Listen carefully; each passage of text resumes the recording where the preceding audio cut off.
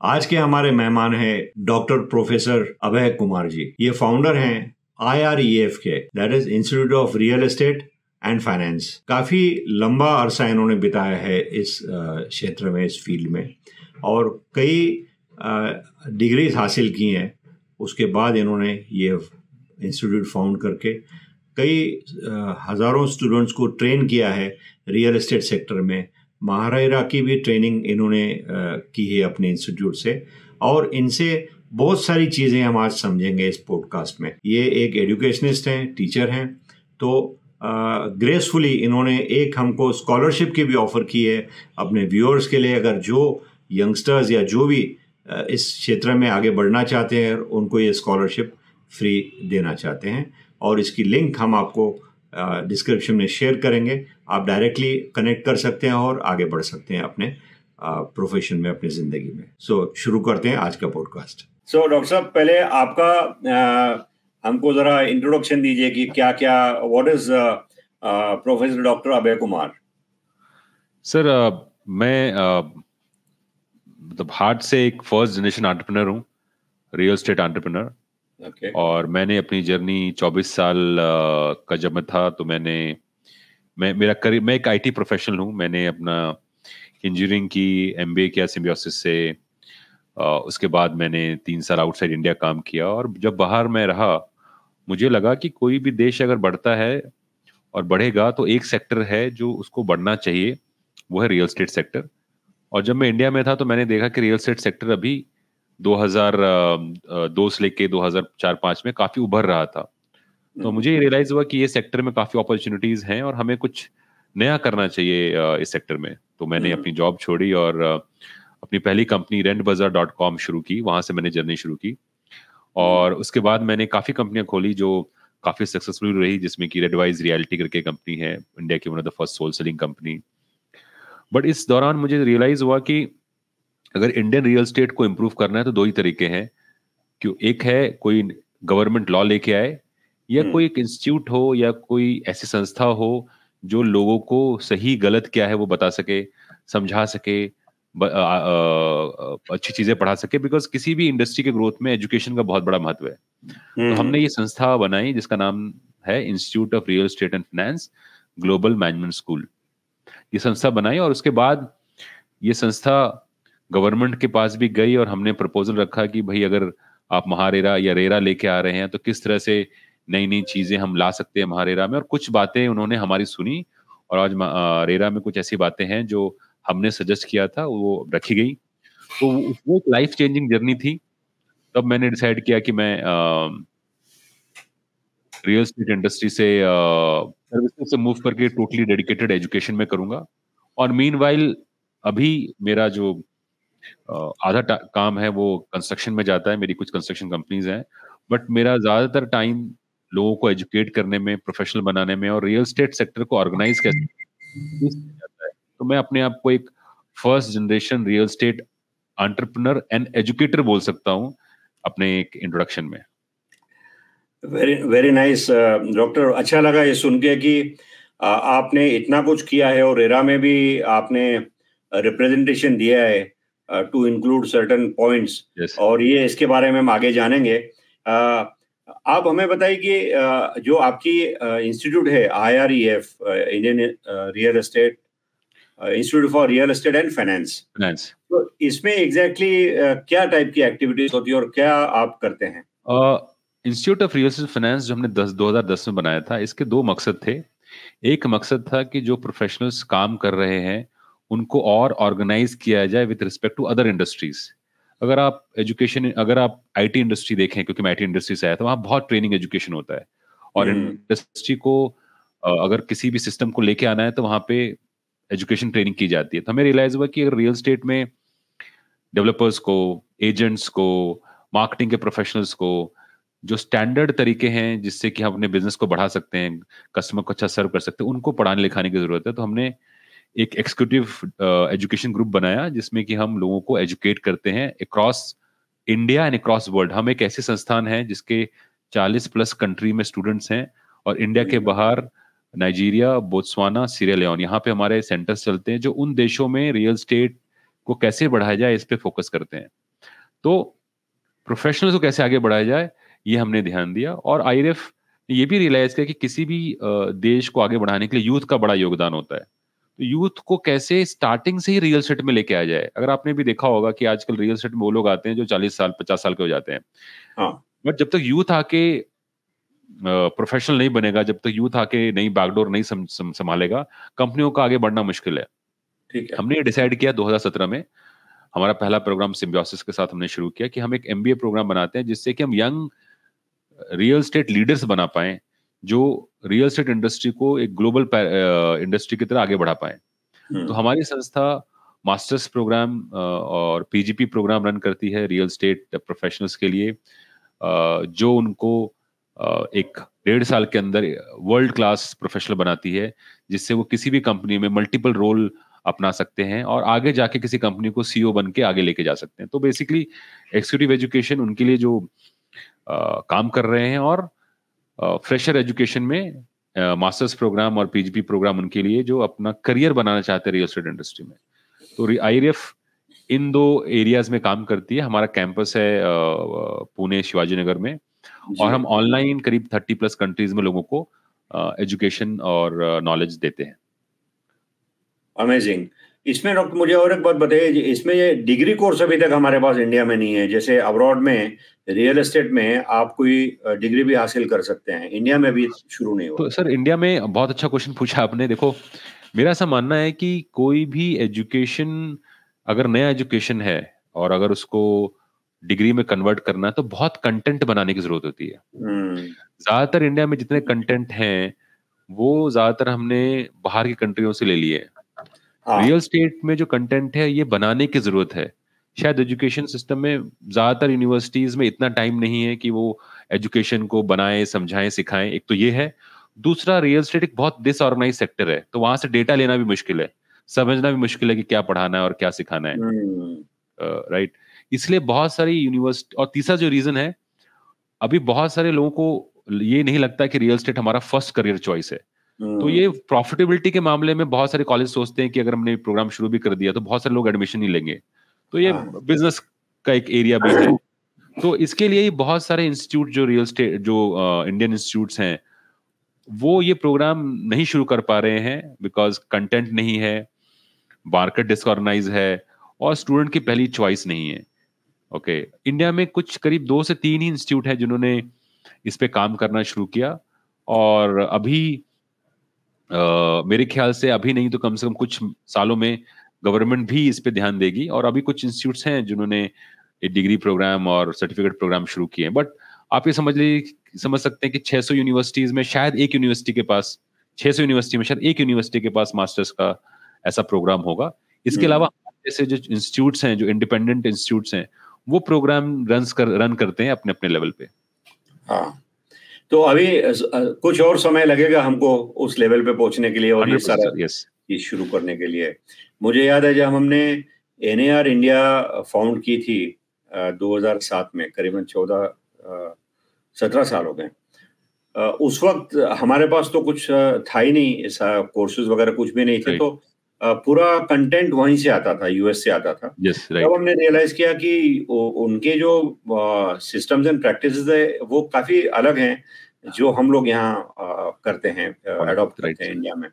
तो आहिस्ता आहिस्ता करके हमने वो इंडियनाइज किया कंटेंट को, और अब कुछ हमारा अपना कंटेंट आ गया, जिसके चलते रेरा के जो सवाल जवाब हैं वो they are very relevant to our kind of in business that we do in India. और इसलिए आपको सरप्राइज होगा जानकर के हमने लास्ट 10 साल में सिर्फ रिसर्च किया है और करीब करीब 20 से ज्यादा बुक्स को लिखा है, क्योंकि कंटेंट ही अवेलेबल नहीं है। बिकॉज अगर कंटेंट अवेलेबल है, क्यों अवेलेबल नहीं है मैंने आपको रीजन बताया। तो हमारे जो 10 साल 2010 से 2020 ज्यादा टाइम कंटेंट बनाना, बुक बनाना, क्या पढ़ाई होगी, क्या सीखना होगा, ये बनाने में चला गया। अभी हम स्टैंडर्डाइज पढ़ाते हैं, बट आई होप कि आगे आने वाले दिनों में, मैं आपको बताना चाहता हूं कि हम अभी करंटली हमारा मिशन है कि हर स्टेट में एक यूनिवर्सिटी हो जो रियल एस्टेट पढ़ाए। एटलीस्ट एक स्टेट में एक यूनिवर्सिटी हो, बिकॉज हर स्टेट का लॉ या हर स्टेट की ज्योग्राफी, हर स्टेट का रियल एस्टेट अलग है। राइट। तो अभी हम कोशिश कर रहे हैं कि हर स्टेट में किसी एक यूनिवर्सिटी के साथ टाइप करें और उनके साथ मिलके उस स्टेट के लिए एक प्रोग्राम शुरू करें जिससे कि लोकल लेवल पे एजुकेशन हो, लोकल लेवल पे ट्रेनिंग हो और लोकल लेवल पे रिसोर्सेज मिल पाए। बहुत अच्छी बात है। इससे इससे काफी फायदा होगा। जो नई पीढ़ी अब आ रही है, इनको भी इस माध्यम से काफी कुछ सीखने को मिलेगा, और उम्मीद ये है कि ये अपना फर्स्ट करियर चॉइस इसको बनाएंगे आगे जी चल हाँ, के। जी हाँ, जी हाँ। डॉक्टर साहब, मुझे एक बात बताइए, जैसे आज की तारीख में आपके जो इंस्टीट्यूट में जब आया था तो आई वाज वेरी इम्प्रेस्ड। बहुत अच्छे ढंग से आपने इसको सिस्टम से किया है। ऐसा इंस्टीट्यूट मैंने देखा नहीं कि रियल एस्टेट का ही केवल जो एजुकेशन का काम करता हो। तो इसमें आज की तारीख में क्या टाइप के लोग आपके पास आते हैं कोर्सेज लेने के लिए या ट्रेनिंग लेने के लिए? सो बेसिकली हमारे 4 कैटेगरी के बेसिक लोग आते हैं। हम ओके। 4 कैटेगरी के लोगों को सर्व करते हैं। पहले वो लोग जो जॉब कर रहे हैं और सीखना चाहते हैं ताकि आगे जाके अपने बिजनेस को बढ़ा पाए वो।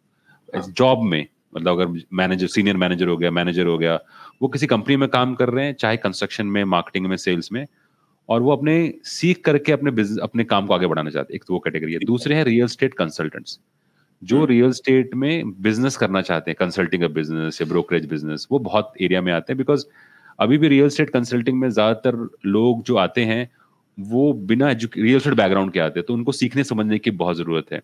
हम्म। और अभी हमने रिसेंटली एक बहुत unique program only for real estate consultant launch किया है, जिसका नाम है masters in real estate business. Okay. तीसरे लोग हैं डेवलपर्स, ऐसे डेवलपर्स जो अपने बिजनेस को बढ़ाना चाहते हैं, कंस्ट्रक्शन की नई टेक्निक सीखना चाहते हैं। राइट, ये लोग वो लोग हैं जो काम कर रहे हैं बट अपने काम को और अच्छे से करना चाहते हैं और कुछ नया सीखना चाहते हैं। और चौथे वो लोग हैं फ्रेशर्स, जो रियल एस्टेट इंडस्ट्री में एंट्री करके जॉब लेना चाहते हैं, जैसे सिविल इंजीनियर्स हो गए, आर्किटेक्ट्स हो गए, फ्रेशर्स हो गए। तो ये चारों लोग रियल एस्टेट, कंस्ट्रक्शन और फाइनेंस, जो कि रियल एस्टेट का सेक्टर एक ओवरव्यू है, इन सब हाँ। में या तो बिजनेस करना या अपने करियर में ग्रोथ करना या जॉब लेना, इन तीनों रीजन से आते हैं। सो ये एक अलग बात है कि आप डेवलपर्स के लिए भी आपने कोई प्रोग्राम डेवलप किया हुआ है, बनाया हुआ है? जी हाँ, तो जो यंगस्टर्स होते हैं, जैसे हाँ सेकंड जनरेशन के जो लोग हैं, आजकल वो जी। बाहर जाके पढ़ाई करते हैं। हाँ। तो जो जो यंग जनरेशन है उसको रियल स्टेट के नए टेक्निक्स पता होने चाहिए, रियल स्टेट में नई नई क्या क्या चीजें आ रही है वो पता होना चाहिए। रियल स्टेट में सिर्फ ऐसा नहीं कि construction, marketing, sales, business management, project management, ये सब एरियाज हैं जो एक्सपर्टाइज होनी चाहिए। जी। तो इंडिया में डेवलपर्स या उनकी फैमिली के लिए बहुत कम ऐसे प्रोग्राम्स हैं जो उनको हेल्प कर पाए हाँ। ओवरऑल 360 डिग्री व्यू लेने के लिए। अब मैं मानता हूँ ये बात। एक बात बहुत अच्छी कही आपने अबाउट रियल एस्टेट कंसल्टेंट्स। जो एग्जिस्टिंग कंसल्टेंट्स है, वो ज्यादातर पहले इसमें पढ़ाई लिखाई होती नहीं थी। जी हियर से में किसी को देख लिया, किसी ने कह लिया कि भाई ये कर लो, काम अच्छा है, तो इसके चलते ये सेक्टर में परेशानी है, क्योंकि इसमें एजुकेशन नहीं है। अब कुछ सालों से हम एसोसिएशंस, नेशनल बॉडी के जरिए हम लोग इसको फैला रहे हैं, और आप जैसे लोग बहुत अच्छा काम कर रहे हैं।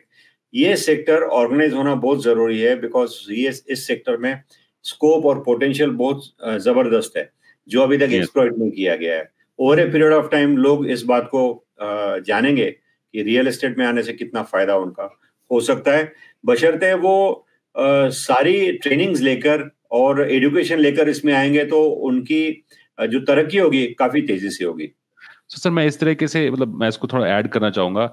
जी। अभी जितने भी कंसल्टेंट्स आते हैं, इवन डेवलपर्स आते हैं, हाँ। वो अपने एक्सपीरियंस से सीखते हैं। वो हाँ। गलती करते हैं फिर सीखते हैं। एक एजुकेशन का फायदा यही है कि जो आप एक्सपीरियंस है 10 साल में सीखे, वो एजुकेशन से आप 1 साल में सीख सकते हो। ठीक है। इसलिए एजुकेशन जो है वो बहुत इंपॉर्टेंट है किसी भी सेक्टर की तरक्की के लिए।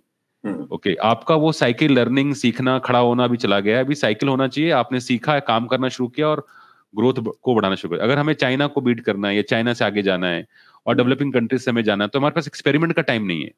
हाँ। हमारे यूथ को, हमारे सेक्टर को पता होना चाहिए कि भाई मुझे क्या सीखना है, जिससे वो इमीडिएटली काम करना शुरू करे बिल्कुल। और अपने टारगेट्स को कंप्लीट करना शुरू करे।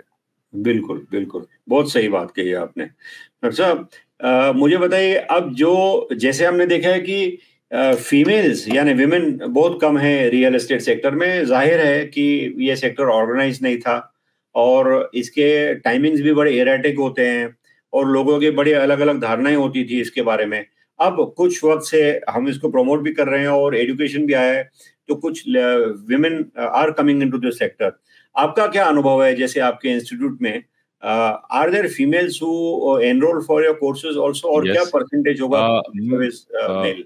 एक्चुअली अगर आप देखें तो रियल स्टेट सेक्टर में एक एरिया जिसको आप कस्टमर सर्विस बोलते हैं या मार्केटिंग एंड सेल्स बोलते हैं, इसमें लड़कों से ज्यादा लड़कियों की बहुत अहमियत है। बिकॉज अल्टीमेटली घर खरीदने का जो डिसीजन है वो फीमेल ज्यादा लेती है, एटलीस्ट डिसीजन मेकिंग में। हाँ हाँ। इवन इंडस्ट्रीज में भी बहुत डिमांड है कि कस्टमर इंटरेक्शन के लिए, स्ट्रैटेजी के लिए लड़कियां हों। जी। ओके, बट क्योंकि इंडस्ट्री डिसऑर्गेनाइज्ड है, इंडस्ट्री जो है वो वुमन फ्रेंडली ज्यादा नहीं है, हाँ इसलिए बहुत सारी जो यंग वुमन हैं या जो इस इंडस्ट्री में जाना चाहती हैं, वो थोड़ा स्टेप बैक लेके घुसती है जब तक उन्हें कॉन्फिडेंस नहीं आ जाता। बट हमने पिछले 5 साल में देखा है कि जो बड़ी बड़ी कंपनीज हैं उसमें 30 to 40% स्टाफ अभी फीमेल है। वेरी ये गुड। ज्यादातर वो लोग होते हैं जो एमबीए करके आते हैं, रियल एस्टेट नहीं सीखते, एमबीए करके आते हैं। हाँ बट अभी लास्ट 4-5 साल से रेना आने के बाद, प्रोसेस इंप्रूवमेंट होने के बाद, बहुत सारे यंगस्टर्स जो हैं, specially female, different different level पे एंट्री करने के लिए आ रहे हैं। और मुझे लगता है, मैं पर्सनली लोगों को बोलता हूँ कि रियल स्टेट में आज के लेवल पे रियल स्टेट एक बहुत अच्छा करियर अपॉर्चुनिटी है with respect to any other profile. ये एक ऐसा सेक्टर है जहां पे आप अगर सेल्स में हो तो आप बैठ के काम कर सकते हो। ये ऐसा सेक्टर है जहां पे आप एक अच्छे पोर्टफोलियो के लोगों से बात कर सकते हो। ये एक ऐसा सेक्टर है जहां पे जो घर बेचने वाला है या जो घर सेल करता है उसको ज्यादा इज्जत मिलती है। तो हम ये प्रमोट करते हैं कि आज किसी भी सेक्टर में अगर आप काम करना है तो आप रियल एस्टेट को टॉप 3 सेक्टर में आप रख सकते हो फॉर फीमेल करने के लिए, स्पेशली अगर आप कस्टमर सर्विस में हो। तो फीमेल की संख्या बढ़ रही है, आई होप और बढ़ेगी। और सबसे इंपॉर्टेंट है कि कस्टमर की जो डिमांड, मतलब जो लोग डेवलपर्स हैं या मार्केटिंग कंपनीज हैं, उनमें बहुत डिमांड है कि हमें अच्छे फीमेल कैंडिडेट्स चाहिए। हाँ। इट्स जस्ट ट्रेंड दैट कि हमें जैसे, उन तक पहुंचना पड़ेगा और उनको बताना पड़ेगा कि ये क्या अपॉर्चुनिटीज है। हाँ बिल्कुल सही बात बोल रहे हैं। ट्रेंड जो स्किल्ड मैन पावर है उसकी शॉर्टेज हमेशा से रही है, और आज भी कंडीशन ये है कि हमारे पास स्किल्ड मैन पावर बहुत कम है, उसकी डिमांड हमेशा रही है। सो डॉक्टर ये बताइए, आप how do you perceive the current state of real estate market in India, and what are the major trends impacting the real estate sector, regulations and मैं पॉलिसीज, इसको इसके बारे में थोड़ा कुछ पीछे से बताइए। लेके जाता हूँ, थोड़ा फिलोसफिकल बात करते हैं। हाँ देखिए, किसी भी सभ्यता में जब भी कोई सभ्यता प्रोग्रेस करती है, हाँ। जिसमें जिस सभ्यता में टेक्नोलॉजी है, जिस सभ्यता में पैसे हैं, हम्म। वो सभ्यता जो ग्रो कर रही है उसमें एक चीज हमेशा पीक पे चली जाती है, वो रियल एस्टेट। 4,000 साल पहले मिस्र था, इजिप्ट था, वहां सबसे बड़ा रियल एस्टेट मॉन्यूमेंट क्या है? पिरामिड्स। हाँ 2000 साल पहले अगर आप देखोगे तो वहां पे रोम था। रोम का रियल एस्टेट क्या है? उसे उसके बड़े बड़े बिल्डिंग्स। तो कोई भी ठीक बात है। सभ्यता का बेंचमार्क ही रियल एस्टेट है, राइट है? हम्म। सो अगर आपकी सभ्यता बढ़ रही है, अगर इंडिया बढ़ रहा है और हमें लगता है इंडिया बढ़ेगा, तो रियल एस्टेट तो बढ़ेगा ही बढ़ेगा, उसको कोई सेकंड थॉट है ही नहीं है, हम्म। राइट है? पूरे वर्ल्ड में जो भी कंट्री बड़ी है या जो भी कंट्री डेवलप्ड है, उसको डेवलप्ड इसलिए कहते हैं क्योंकि उसका रियल एस्टेट अच्छा है। 3 ठीक बात। एरियाज हैं जो नेक्स्ट 50 साल के लिए अगर सुख शांति रहती है तो बढ़ने ही वाली है।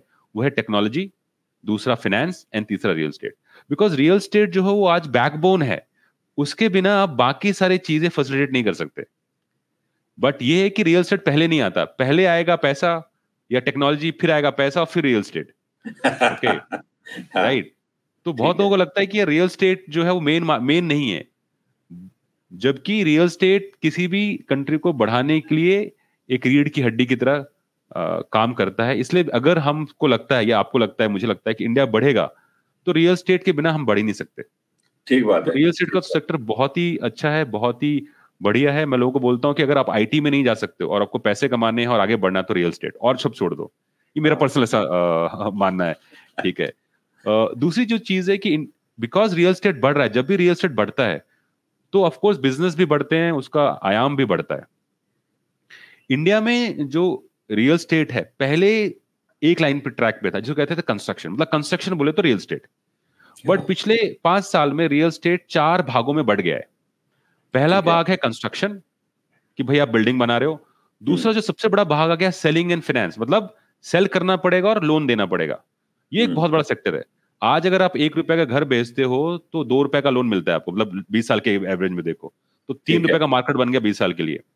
फिर अगर उसको बेचना है तो मार्केटिंग करना जरूरी है, तो जिसमें हम कंसल्टेंट काम आते हैं या बहुत सारे ऐसे लोग काम आते हैं, तो मार्केटिंग एंड सेल्स बहुत इंपॉर्टेंट पार्ट बन गया है। ओके, फिर उसके बाद बढ़ गया है कि भाई प्रॉपर्टी आपने खरीद ली, उसके बाद उसको मैनेज कैसे करोगे, तो प्रॉपर्टी मैनेजमेंट आ गया आपके पास इन्वेस्टमेंट, आपके पास क्या कहते हैं गेस्ट हाउस बन गए, प्रॉपर्टी मैनेजमेंट सिस्टम। तो घर खरीदने के बाद उसको मैनेज कैसे करना है, उसको उस पे यील्ड कैसे निकालनी है, ये एक बहुत बड़ा बिजनेस है, उसको कहते हैं सेकेंडरी मार्केट, कि अभी खरीद लिया, अब खरीदने के बाद इसको पैसे कैसे निकालें, आरओआई कैसे निकालें इसका। तो ये एक बहुत बड़ा मार्केट है। एसेट मैनेजमेंट, ये सब नया चीज आ रहा है। और उसके बाद आता है इन्वेस्टमेंट, कि पहले घर खरीदने के बाद, उसके बाद एक बार लोगों को पहला घर मिल गया, उसका सोचते ठीक है अभी दूसरा घर खरीदो। तो अब पहले जहां कंस्ट्रक्शन में हम सब फोकस करते थे, अभी 5 साल से सेलिंग बहुत इंपॉर्टेंट हो गया है। फिर जो प्रॉपर्टी बनाई है उसको मैनेज करना बहुत इंपॉर्टेंट हो गया है। फिर प्रॉपर्टी अगर बना ली है तो बंदा फिर से इन्वेस्ट करता है। फिर अभी बहुत सारी ऐसी कंपनियां हैं जैसे जो फ्रैक्शनल ओनरशिप की कंपनीज हैं, ऐसी कंपनियां हैं जो पैसा लगाती है रियल एस्टेट में, तो भी इन्वेस्टमेंट की बहुत सारी कंपनियां आ गई हैं। तो पिछले 10 साल में जो सिंगल ट्रैक था वो भी 4 ट्रैक में बदल गया है। आज आपके पास चॉइस है कि आप डेवलपर बनना चाहते हो, या एक सेलिंग कंपनी बनना चाहते हो जो बहुत बड़ी बन सकती है, या आप सेकेंडरी मार्केट में जैसे ओयो रूम है, होटल बना के गेस्ट हाउस बना के काम करना चाहते हो, या सिर्फ इन्वेस्टमेंट में काम करना चाहते हो। ये 4 बड़े एरियाज किसी के लिए भी ओपन हो गए हैं। ओके, क्यों? क्योंकि इंडस्ट्री ग्रो कर रही है और इंडस्ट्री ग्रो करने के साथ नई नई अपॉर्चुनिटी सामने आ रही है, निकल रही है। बहुत सही कहा आपने, बहुत अच्छे ढंग से आपने इसका विश्लेषण दिया है और 4 भागों में इसको जो बांट के आपने समझाया है। मैं उम्मीद करता हूं कि व्यूअर्स को ये समझ आएगा कि रियल एस्टेट केवल एक ही वर्टिकल नहीं है, इसमें और कई वर्टिकल निकल के आए हैं over a period of time, और इसमें अपॉर्चुनिटीज और आएंगी। जैसे फ्रैक्शनल तो अभी शुरू हुआ है, फ्रैक्शनल में तो अभी बहुत खेल होना बाकी है। It's only tip of the iceberg जैसे बोलते हैं। सो डॉक्टर साहब, अभी रेरा के ऊपर आते हैं। रेरा का इम्पैक्ट क्या रहा है हमारे रियल एस्टेट सेक्टर पे? जैसे महाराष्ट्र ने इसको ज्यादा इम्प्लीमेंट किया है, बाकी स्टेट्स कर रहे हैं आहिस्ता आहिस्ता। एंड प्रधानमंत्री आवास योजना का इफेक्ट रियल एस्टेट इंडस्ट्री पे कैसा रहा है, उसका कुछ एनालिसिस बताइए। सर, रेरा मेरा एक फेवरेट सब्जेक्ट है। मैं एक लॉ का स्टूडेंट भी रहा हूँ, और जब भी कोई इंडस्ट्री डिसऑर्गेनाइज होती है, अनऑर्गेनाइज होती है, तो लॉ एक सही तरीका है उसको ऑर्गेनाइज करने का, ये तो फॉर श्योर है। ओके, और जैसे मैंने बोला है कि जब मैंने पहली बार एक लेटर मेल लिखा गवर्नमेंट को कि यार ये इंप्रूवमेंट होना चाहिए, मुझे बिल्कुल आइडिया नहीं था कि गवर्नमेंट मेरी बात सुनेगी या मुझे बुलाएगी कि भाई आपने क्या बोला बताओ मुझे। बट मेरे लेटर लिखने के बाद जब उन्होंने बुलाया और जब मेरी बातों को सुना या बाकी लोगों की बातों को सुना, तो जो मेन रेरा था जो गवर्नमेंट को प्रपोज किया गया था, स्टैंडिंग कमेटी ने उसको 30-40% चेंज कर दिया, क्योंकि गवर्नमेंट जो है वो रियल एस्टेट बिजनेस में नहीं है, गवर्नमेंट पॉलिसी बनाने में है, पॉलिसी में करे, राइट। तो जो बिजनेस में है उनका सपोर्ट पक्का चाहिए, और मुझे लगता है एक बहुत अच्छा प्रोग्रेसिव स्टेप आज के गवर्नमेंट भी बिजनेसमैन को बुलाती है, समझाती है कि आपको क्या चाहिए। तो जब उन्होंने वो चेंजेस किए जिसकी वजह से रेरा अभी ज्यादा इंपैक्टफुल पड़ गया, तो रेरा में जब ये 2016 में अप्रूव हुआ, 2017 में इम्प्लीमेंट हुआ, तो पूरे इंडिया में ये लगा। लोगों ने स्टार्टिंग में सोचा कि यार रेरा आने से ना सबको बहुत तकलीफ होगी, और ये बात सही भी है। 2013 से लेकर 2016 तक हमें बिल्कुल पता नहीं था कि रेरा आएगा कि नहीं आएगा, बहुत सारे इश्यूज थे उसमें। बट जब आया तो बहुत लोगों ने उसका विरोध भी किया कि नहीं होना चाहिए, हमें बांध के रख देंगे। तो मैंने खुद जब मैं वहां पे गया और लोकसभा में जाके प्रेजेंट किया, तो मैंने लोगों को बोला कि देखो भाई, गवर्नमेंट ने जहां पे भी इन्वेस्टर या बायर को सुरक्षित किया है वो इंडस्ट्री बहुत बढ़ गई है। जैसे सेबी आया तो सेबी ने स्टॉक मार्केट को बहुत बढ़ा दिया, IRDA आया, इंश्योरेंस मार्केट को बढ़ा दिया। तो सोचो अगर ये लॉ रियल एस्टेट में आता है तो शॉर्ट टर्म में प्रॉब्लम होगी, बट लॉन्ग टर्म में एक्सपैंड कर जाएगा। बिल्कुल राइट। और ये हुआ भी कि रेरा आने के बाद इंडिया में सबसे ज्यादा FDI रियल एस्टेट में आ गई। लोगों का भरोसा बढ़ गया। 2019 का डेटा है कि हमारे पास 50,000 प्रोजेक्ट चलते थे, 50,000 प्रोजेक्ट अक्रॉस इंडिया। 2023 का डेटा है हमारे पास 1 लाख प्रोजेक्ट हैं अभी रजिस्टर्ड प्रोजेक्ट। मतलब सिर्फ 4 साल में 50,000 प्रोजेक्ट बढ़ गए। इतने बड़े, ये डेटा रेरा के पहले नहीं था, बट रेरा आने के बाद ये डेटा आ गया। किस सिटी ग्रोथ हो रही है, किस सिटी में क्या हो रहा है। तो रेरा ने ना सिर्फ डेटा लेना शुरू किया, बट लोगों को भरोसा दिलाया कि अगर आप अभी रियल एस्टेट में इन्वेस्ट करते हो तो हम उसको देख रहे हैं, और जिसकी वजह से बहुत लोगों ने अभी रियल एस्टेट में वापस इन्वेस्टमेंट करना शुरू कर दिया है। तो रेरा का जो सबसे बड़ा कंट्रीब्यूशन रहेगा वो रहेगा हमारी इंडस्ट्री को आगे बढ़ाना, जिसका डायरेक्ट फायदा डेवलपर को होगा, जिसका डायरेक्ट फायदा कंसल्टेंट्स को होगा, जिसका डायरेक्ट फायदा जो जॉब सीकर्स उनका होगा, 100% होगा। ठीक है, क्योंकि प्लस साथ साथ रियल एस्टेट, हाँ सॉरी सर, बोलिए बोलिए बोलिए प्लीज।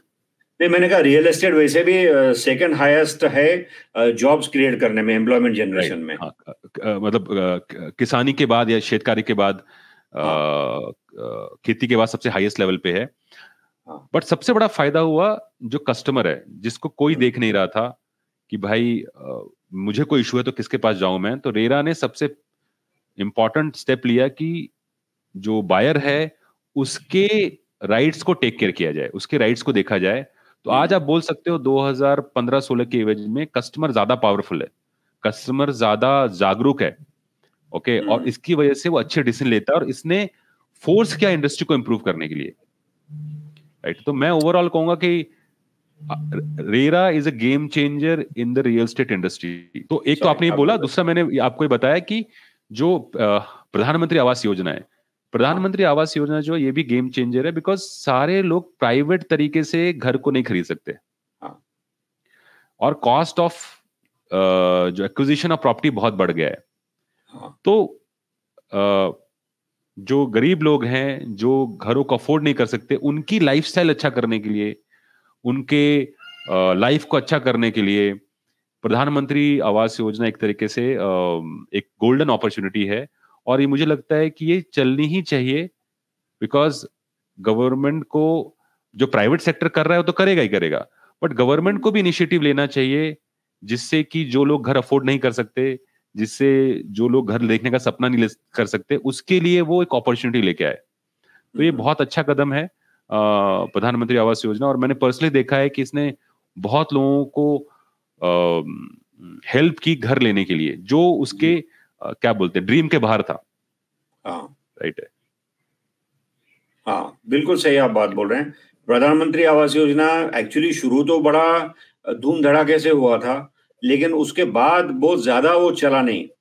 सो इसके शायद मैं समझ रहा हूँ कि लैंड कॉस्ट एक बहुत बड़ी रुकावट है इसके पर्टिकुलर एस्पेक्ट में, because land happens to be the raw material for a developer, और अगर लैंड की कॉस्ट ज्यादा होगी तो वो अफोर्डेबल हाउसिंग की जो प्राइस है वो नीचे नहीं रख पाएगा, और प्राइस नीचे नहीं रख पाएगा तो वो फिर it doesn't suit the buyers.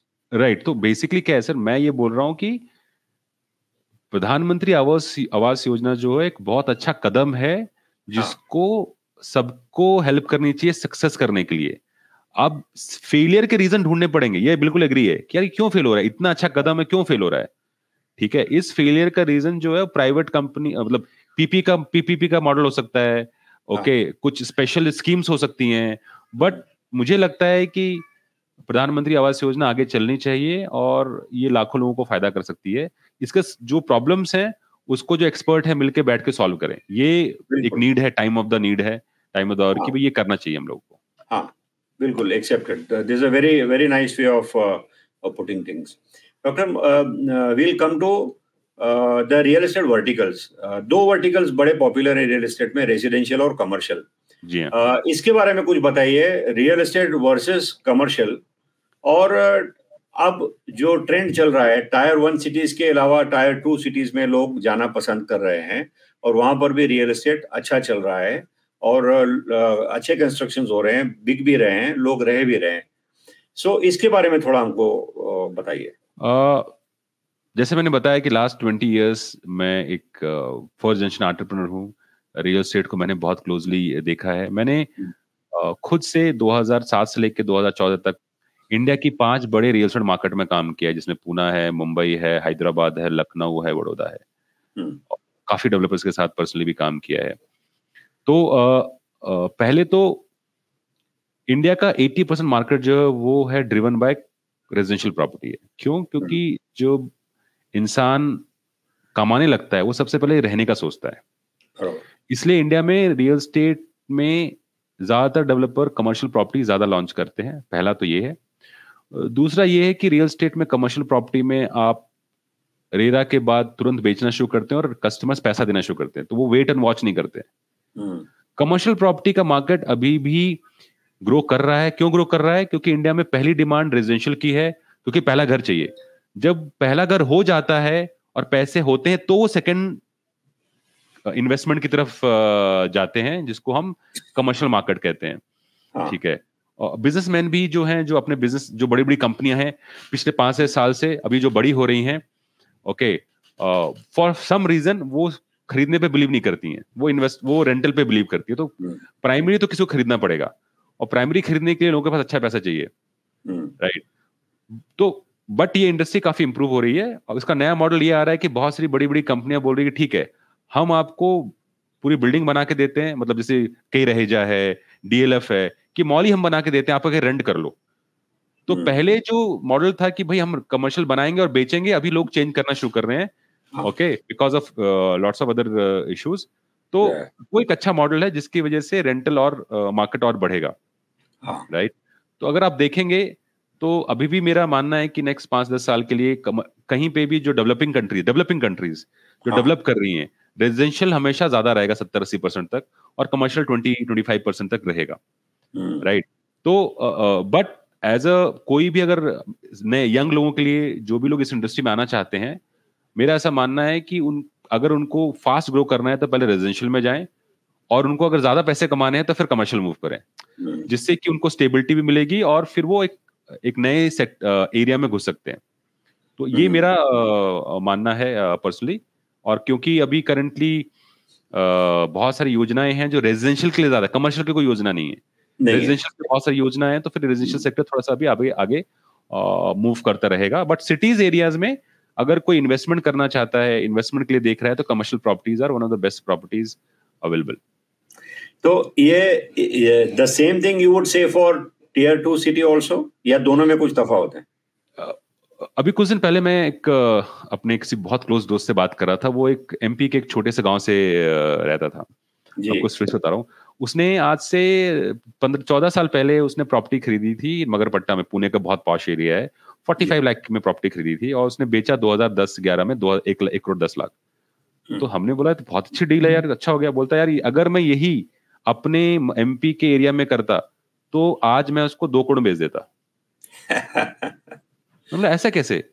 उन्होंने बोला कि देखो, जो छोटा एरिया है और जो बड़ा एरिया है, सबकी अपनी लोकल डिमांड है, ठीक है। बट आज जो बड़े बड़े लोग हैं या जो भी बंदा है, वो चाहता है कि एक बड़ी सिटी में भी मेरा घर रहे और मेरे होम टाउन में मेरा घर रहे, ठीक है। इसकी वजह से छोटी सिटीज ज्यादा डेवलप कर रही हैं, और छोटी सिटीज में अगर आप राइट टाइम पे एंट्री करते हो तो प्राइस कम होता है एंट्री करने का, ओके, और अप्रिसिएशन ज्यादा होती है, ठीक है। हाँ, आपको सिटी समझ में आनी चाहिए, आपको सेकंड टायर सिटी समझ में आनी चाहिए, तो फायदा है। अगर आपको सेकंड टायर सिटी नहीं समझ में आता तो फिर आपको सेकंड टायर सिटी में नहीं जाना चाहिए, आपको फर्स्ट टायर सिटी में रहना चाहिए। तो इंडिया में ऐसे बहुत सारी सिटीज हैं, जैसे कि लखनऊ मैंने खुद देखा है, सेकंड टायर सिटी तो नहीं बोलूंगा, बट ठीक है, मैं पुणे मुंबई से करूंगा। बड़ौदा मैंने पर्सनली देखा है, ओके। 5 साल 6 साल स्टैग रहा और 10 साल में वो 3 गुना बढ़ गया, इस तरीके से बढ़ रहा है, ठीक है।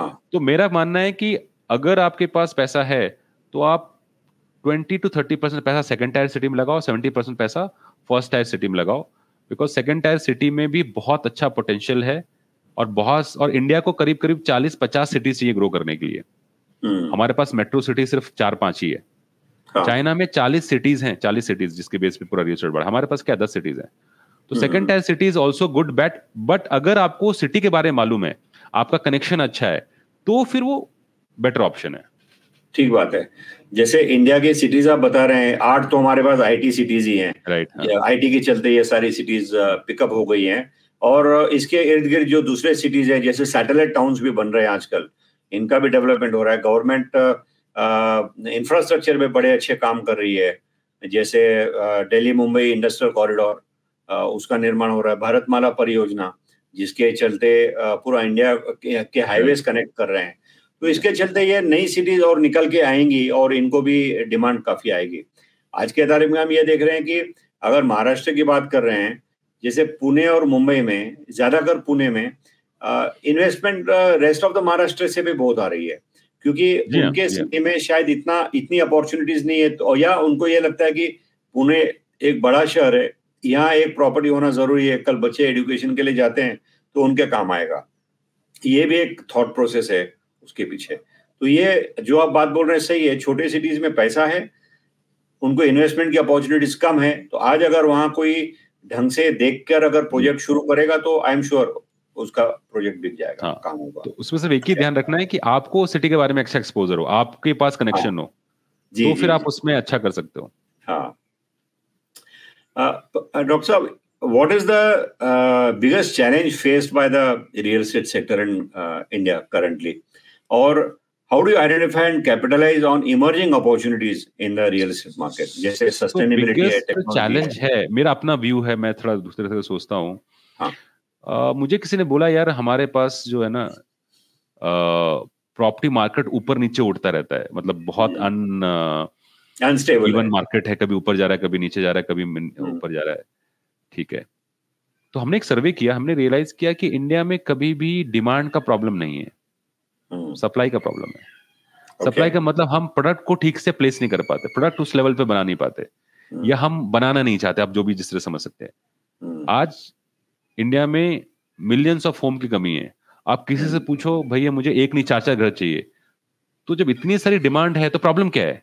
तो प्रॉब्लम है सप्लाई की। तो हमें सप्लाई साइड में प्रॉब्लम को फिक्स करनी पड़ेगी, हमें नई सिटीज बनानी पड़ेगी, गवर्नमेंट को नई पॉलिसी लेके आनी पड़ेगी, डेवलपर को अपना बिजनेस मॉडल इंप्रूव करना पड़ेगा। तो एक स्टैग्नेंट, तो एक क्या बोलते हैं उसको, 45 डिग्री पे ग्राफ बनेगा कि सीधा सीधा सीधा बढ़ता चला जा रहा है। ठीक है, और इस इंडस्ट्री को ऑर्गेनाइज करना पड़ेगा। ठीक है, तो इंडिया में डिमांड की कोई प्रॉब्लम नहीं है, सप्लाई साइड में उसको हमको ठीक करना पड़ेगा। ये एक बहुत इंपॉर्टेंट चीज है। तो आप ये कह रहे हैं कि मिसमैच है सप्लाई का? मिसमैच है, जी हाँ, मिसमैच है।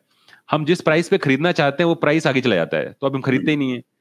ठीक है, तो इतने सारे बायर्स हैं, हम खरीद, अभी आपने देखा होगा कोरोना में बहुत सारी सबने सोचा कोरोना में रियल एस्टेट, पुणे का रियल एस्टेट डूब जाएगा, कोई खरीदेगा नहीं, जबकि कोरोना में सबसे ज्यादा सेल हुआ। आपने देखा होगा सर, राइट? जी। क्यों हुआ? क्योंकि जो लोगों की एक्सपेक्टेशन थी, डेवलपर वो उसके मैच में आ गए, उन्हें लगा कि नहीं सेल करना चाहिए, उन्होंने प्राइसेस कम कर ली, सबसे ज्यादा सेल हो गया।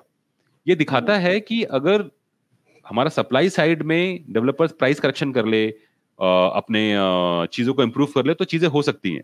तो एक तो इन इम्बैलेंस है फ्रॉम सप्लाई साइड, एक तो ये है। दूसरा ये है कि अभी भी रियल स्टेट में मैं बोलता हूं कि इंडिया का रियल स्टेट बहुत इमेच्योर है, बहुत नया है।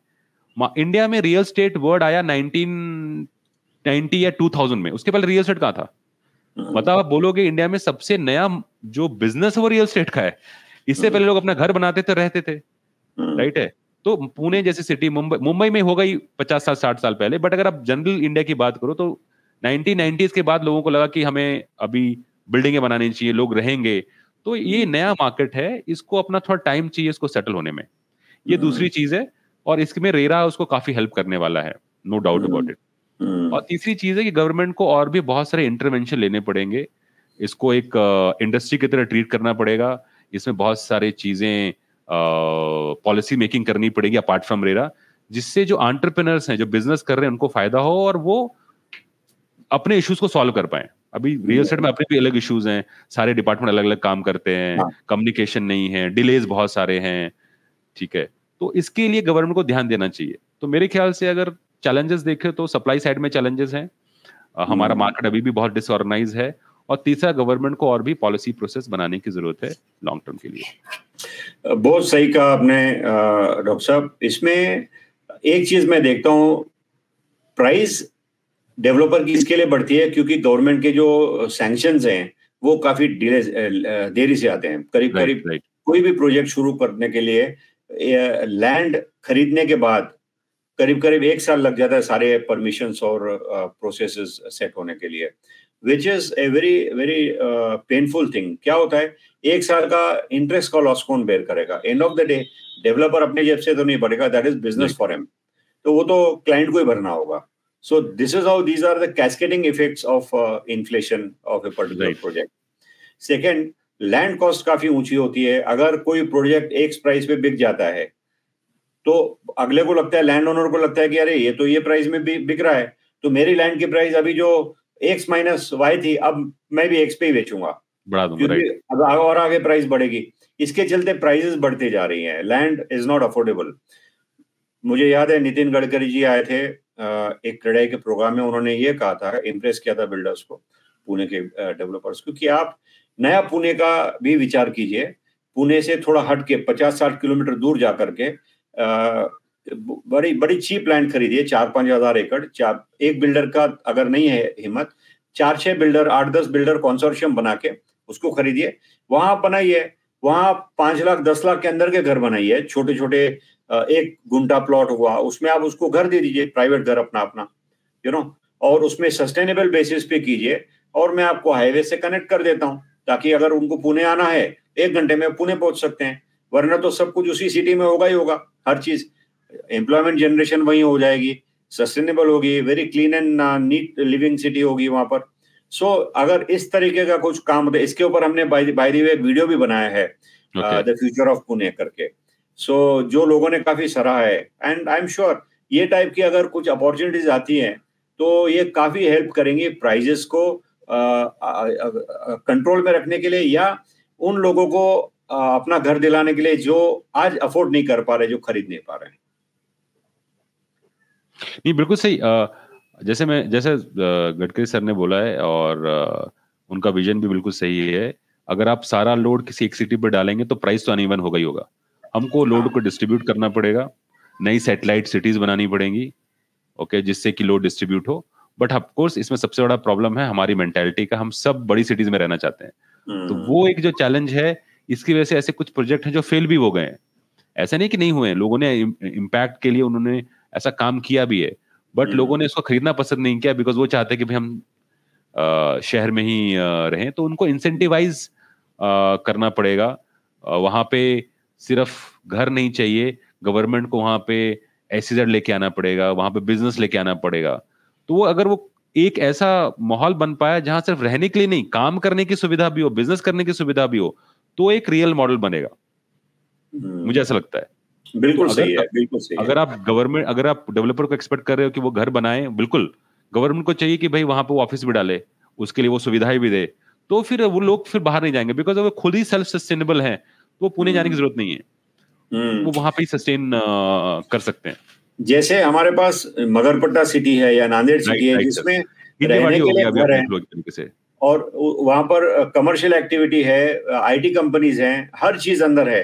तो जैसे मगरपट्टा सिटी मान लीजिए 400 एकड़ में बनी, तो ये 4000 एकड़ में 10 टाइम्स दैट साइज बन सकता है, और हर एक के ड्रीम्स पूरे हो सकते हैं, क्योंकि लैंड कॉस्ट इतनी सस्ती होगी, और कोई नई टेक्नोलॉजी से उसको बनाया जाएगा, तो अफोर्डेबिलिटी काफी बढ़ जाएगी। राइट। डॉक्टर साहब, एक बहुत इम्पोर्टेंट एस्पेक्ट हमारे रियल एस्टेट सेक्टर में भी हो रहा है टेक्नोलॉजी को लेकर के। सो आपको क्या लगता है, how is technology changing the landscape of real estate in India, and what role do sustainable practices play in the development and management of real estate project? So basically अगर आप बोलोगे, मैं तो एक टेक्नोलॉजी का बंदा हूँ। मैं क्या कहते हैं, फ्लूक रियल एस्टेट में आ गया। 3 साल मैंने एज आईटी कंसल्टेंट काम किया है, और मुझे लगता है कि जैसे मैंने बोला है कि किसी आज ही नहीं, हजारों साल से किसी भी सभ्यता को इम्प्रूव करने का यूज है टेक्नोलॉजी। मतलब 4000 साल पहले पहिया टेक्नोलॉजी थी, 2000 साल पहले पैसा टेक्नोलॉजी था, आज के जमाने में आईटी टेक्नोलॉजी है। तो टेक्नोलॉजी एक तरीका है जिससे आप बिजनेस को इम्प्रूव कर सकते हो। इसीलिए अगर हमें बिजनेस को आगे बढ़ाना है तो टेक्नोलॉजी में बहुत सारे इंप्रूवमेंट की जरूरत है।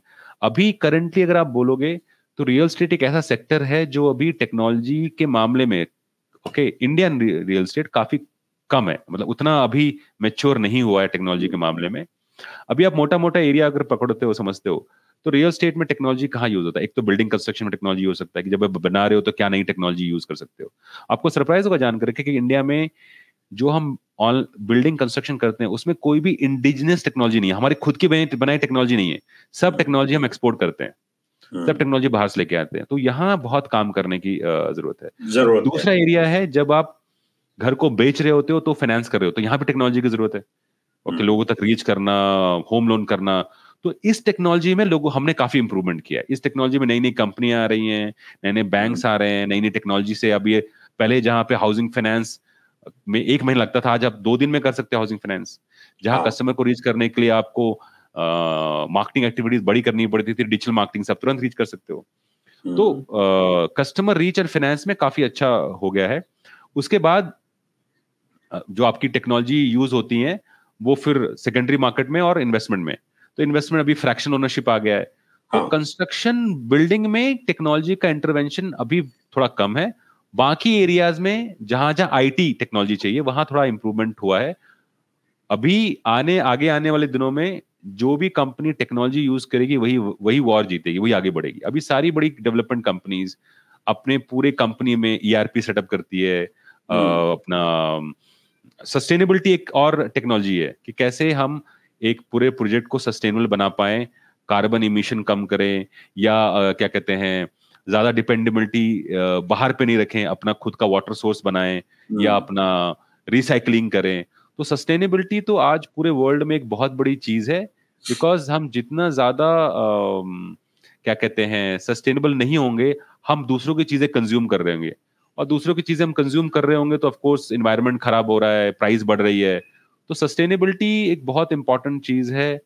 और मजे की बात है कि सस्टेनेबिलिटी के जो जनक हैं, महात्मा गांधी को बोल सकता हूँ, वही थे जिन्होंने अपना कपड़ा खुद से सीना शुरू किया, खुद से शुरू किया, राइट है। तो आप ये समझ सकते हो कि अगर हम सस्टेनेबिलिटी को देखें तो ये आगे आने वाले समय में one of the most important aspect है, इंडिविजुअल के लिए भी और एक रियल एस्टेट प्रोजेक्ट के लिए भी, ओके, जिससे वो लॉन्ग टर्म कर पाए। तो टेक्नोलॉजी के मामले में तो अभी हम थोड़ा पीछे हैं, स्पेशली कंस्ट्रक्शन टेक्नोलॉजी में। बाकी टेक्नोलॉजी बढ़ चुकी है, बट हमें अगर इंडिया को टॉप फर्स्ट और सेकंड इकोनॉमी बनना है तो टेक्नोलॉजी के बिना हम नहीं बन सकते, बिकॉज टेक्नोलॉजी हमें और मोर एफिशिएंट बना पाएगी। बिल्कुल सही। सस्टेनेबिलिटी के मामले में मुझे लगता है कि हमने काफी काम किया और काम करने की जरूरत है। वाटर पे, सोलर पे, उसके बाद क्या कहते हैं अपना खुद का इलेक्ट्रिसिटी जनरेट करने में, ऐसे बहुत सारी चीजें करने की जरूरत है। और मुझे लगता है इसमें बहुत बड़ी बिजनेस अपॉर्चुनिटी भी है, बिकॉज आज सारे डेवलपर चाहते हैं कि हमारा प्रोजेक्ट सस्टेनेबल हो। तो बहुत बड़ी अपॉर्चुनिटी है सस्टेनेबिलिटी। मुझे लगता है कि हमें बाहर के जो बड़े प्रोजेक्ट्स उनसे सीखने की जरूरत है, और अगर हम वहां से सीख के यहाँ कुछ ज्यादा इंप्लीमेंट कर पाए तो हमारे लिए बहुत फायदेमंद चीज होगी। हाँ, मैंने देखा है कि हमारे जो क्रेडाई जो डेवलप बॉडी है पुणे की या नेशनल, इनके ट्रिप्स यूजुअली लगते ही हैं, एजुकेशनल इनके स्टडी टूर लगते हैं अब्रॉड में, और वहाँ ये प्रोजेक्ट्स में विजिट्स करते हैं। वहाँ पर जो भी चीज नहीं हो रही है, किस ढंग से कर रहे हैं, वो उसको इम्प्लीमेंट करने की कोशिश करते हैं। और यहाँ गवर्नमेंट ने अब तो कंपलसरी कर दिया है कि आपको वाटर रिसाइकिल करना ही होगा अपने प्रोजेक्ट्स में, और उसी से रिचार्ज भी करना होगा, ताकि वो उसके पॉइंट्स, वाटर पॉइंट्स बढ़ जाएं और पानी सबको मिल सके।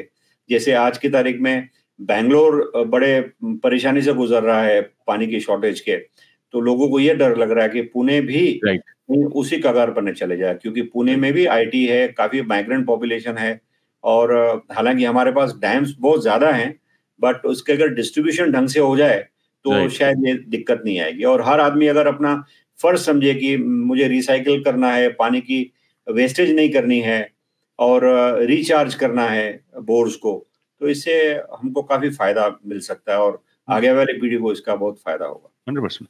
Just to add on this, abhi recently I was talking to a gentleman. He's from UK and he settled in Hong Kong. Keith naam hai unka. He organized a special tour for developers to go and access projects in Hong Kong, in Japan, and he's offering us कि हम कैसे जो India के real estate developers हैं उनको access करा पाए कि क्या सस्टेनेबिलिटी के क्या काम हो रहा है, कैसे काम करते हैं। तो we are helping him out to connect with people like you और क्रेडाई कि भाई आप इनको प्रपोज करें और इनके लिए एक टूर बनाएं जिससे वो best of the best sustainability को सीख करके वो इम्प्लीमेंट करें।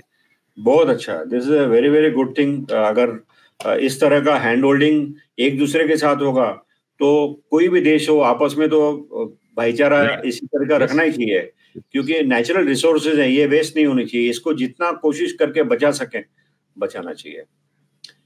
डॉक्टर साहब, coming to the end of the podcast, of course बहुत आप काफी नॉलेजेबल हैं, बहुत ज्यादा आप में डेप्थ है, तो हम चाहेंगे कि इसके बाद भी किसी और सब्जेक्ट को लेकर, रियल एस्टेट के, हम पॉडकास्ट जरूर करेंगे और कंटिन्यू रखेंगे अपना रिलेशनशिप।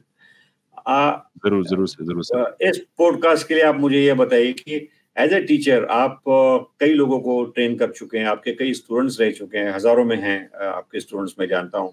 रेरा की भी ट्रेनिंग आप करते हैं, कोर्सेज की, काफी बड़ा काम आप कर रहे हैं। तो क्या एडवाइस होगी आपकी यंगस्टर्स के लिए जो इस पर्टिकुलर सेक्टर में आना चाहते हैं या इसको एम्ब्रेस करना चाहते हैं? तो सबसे बड़ी बात तो है कि भाई पूरी इंडस्ट्री यंगस्टर्स की तरफ देख रही है, ठीक है, कि आप आके नया क्या करोगे। इस चीज के लिए जो यंगस्टर्स हैं, जैसे मैंने बोला आपको कि उनको ये समझना पड़ेगा कि रियल एस्टेट एक ऐसा सेक्टर है, अगर वो आज ज्वाइन करते हैं they will become nation builder. मैं यंगस्टर्स को बोलता हूँ कि रियल एस्टेट एक ऐसा सेक्टर है, अगर आप रियल एस्टेट ज्वाइन करते हो तो you become a nation builder. नहीं, ना सिर्फ अपना करियर बना रहे हो बट यहाँ के अपने नेशन को भी बना रहे हो। ये एक बहुत यूनिक बात है, ठीक है। दूसरी चीज है, जो यंगस्टर्स हैं उनको इंडस्ट्री में प्रॉपर एजुकेशन के थ्रू जाना चाहिए, जिससे कि जो सही चीजें हैं वो सीखें और अपनी कंपनी में जाके इंप्लीमेंट करें। ओके, तो वो हमारे साथ हमारा प्रोग्राम, फुल टाइम प्रोग्राम या पार्ट टाइम प्रोग्राम ज्वाइन करें, प्रैक्टिसेस अच्छी सीखें, ताकि जिस कंपनी में जाए वहां पे वो डे 1 से एक्टिव हो जाए सीखने के लिए। अगर आप एक ओवरऑल, अगर आप मुझसे पूछोगे किसी भी रियल एस्टेट प्रोफेशन के लिए, अभी हमने रिसेंटली एक प्रोग्राम बनाया, जैसे मैंने बोला अभी, 3 चीजें पक्का सीखें, बस ना बता देता हूं मैं। अगर उनको रियल एस्टेट में अच्छा काम करना है तो 3 चीजें मुझे लगता है 3 एरिया सीखने की जरूरत है। पहला जो है वो है डिजिटल मार्केटिंग। बहुत कॉमन हो गया है बट बहुत इंपॉर्टेंट लर्निंग है फ्रेशर्स के लिए, बिकॉज चाहे डेवलपर हो या कंसल्टेंट हो, कस्टमर इज मोर इंपॉर्टेंट। तो डिजिटल मार्केटिंग सबको सीखनी चाहिए। और डिजिटल ऑटोमेशन, मतलब आप डिजिटली कैसे ऑटोमेट कर पाए अपने आप को। दूसरा एरिया है how to sell a property, because selling एक बहुत इंपॉर्टेंट एस्पेक्ट हो गया रियल एस्टेट में। बिकॉज अगर आप बना भी लो और सेल नहीं कर पाओ तो पूरा प्रोजेक्ट बेकार हो जाएगा। ठीक बात। तो चाहे डेवलपर हो या एक चैनल पार्टनर हो, उसको ये सीखना चाहिए कि क्या स्ट्रैटेजीज हो जिससे वो अपने प्रोजेक्ट को अच्छे से बनाए कस्टमर के लिए और बेच पाए। और तीसरा है how to create fantastic real estate project which is profitable. तो अगर कोई बंदा प्रोजेक्ट बनाएगा तो उसको प्रॉफिटेबल कैसे बनाए डे 1 से, उसकी प्लानिंग कैसे करे, ये बहुत जरूरी है। हमने इंडिया में पहली बार एक प्रॉफिटेबल बिजनेस का मॉडल बनाया कि भाई ऐसे बिजनेस रन होनी चाहिए, इस तरीके से चीजों को देखनी चाहिए, ठीक है। तो ये 3 अगर एरियाज आपने पढ़े हैं, 3 एरियाज आपने सीखे हैं, तो आप इंडस्ट्री में अच्छा काम कर पाओगे और आगे बढ़ पाओगे। Okay. और अगर आपके कोई जो देखने वाले दर्शक हैं, अगर वो आपका क्या कहते हैं, ये शो देख करके, ये पॉडकास्ट देख करके अगर पढ़ना चाहते हैं, तो हम उनको स्पेशल स्कॉलरशिप प्रोवाइड कराएंगे, जिससे कि वो अपना ना सिर्फ करियर बना पाए, फ्यूचर में वो ट्रू नेशन बिल्डर बन पाए।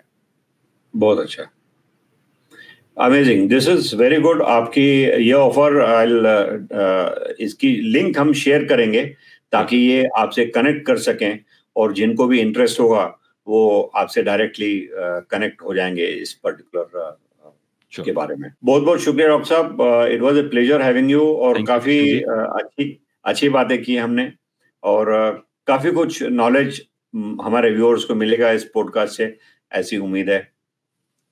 Sure, thank you Kishan ji. और मैं बहुत आभारी हूँ आपका कि आपने मुझे यहाँ बुलाया और मेरे विचारों को लोगों के सामने रखने का मौका दिया। और मुझे लगता है कि आपका ये एफर्ट बहुत जरूरी है, बिकॉज बहुत सारे लोग जो खोज रहे हैं कि मुझे कोई गुरु मिले, कोई मेंटर मिले, शायद वो आप में, मुझ में वो सही आदमी ढूंढ सकते हैं जो उनको गाइड कर दे। और एट दिस स्टेज हमारा सबसे बड़ा काम है लोगों को गाइड करना, ताकि वो अपने करियर में पहुंच पाए। तो आप एक बहुत अच्छा काम कर रहे हैं, एंड आपको कोई भी जरूरत हो, कोई भी हेल्प हो, I am always there sir. Thank you very much, बहुत बहुत शुक्रिया। Thank you sir.